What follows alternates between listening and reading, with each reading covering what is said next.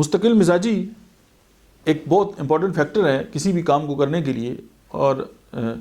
کسی ٹریننگ میں نے یہ سیکھا تھا کہ دنیا کے جتنے بھی بڑے لوگ ہیں ان کے اندر دو باتیں ہوتی ہیں. ایک ان کے اندر ڈٹرمنیشن ہوتی ہے, ایک عزم ہوتا ہے, اور دوسری ہے کہ وہ لوگ عاجز ہوتے ہیں. آپ کبھی بھی کسی بڑے انسان کو جو ہے وہ غرور کرتا ہوا نہیں دیکھیں گے.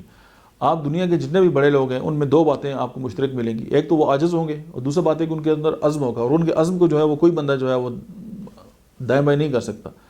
تو اگر آپ کے اندر ڈٹرمنیشن ہے اپنے گول کے حوالے سے, اپنے ویژن کے حوالے سے, اور آپ جو ہے اس کے ساتھ جڑے ہوئے ہیں, اور ساتھ آپ کے اندر عاجزی بھی ہے, اور پھر یہ کہ آپ کے لیے راستے جو ہیں وہ کھلنے جو ہے وہ سٹارٹ ہو جائیں گے.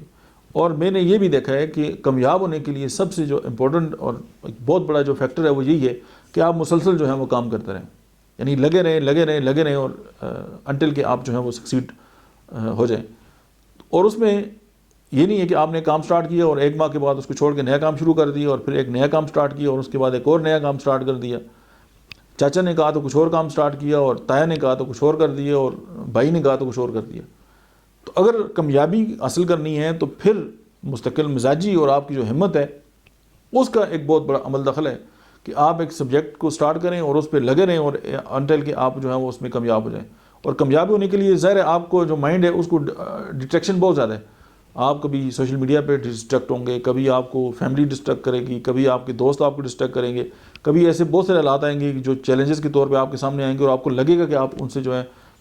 وہ نبردبار نہیں ہو سکتے, اور آپ اس کو جو ہے وہ ان کو اچیو نہیں کر سکتے. لیکن اگر آپ ہمت کے ساتھ لگے رہیں گے تو آپ ڈیفینیٹلی جو ہے وہ آپ اس کو اچیو کر سکتے ہیں, اور آپ ایک اعلیٰ مقام جو ہے وہ حاصل کر سکتے ہیں.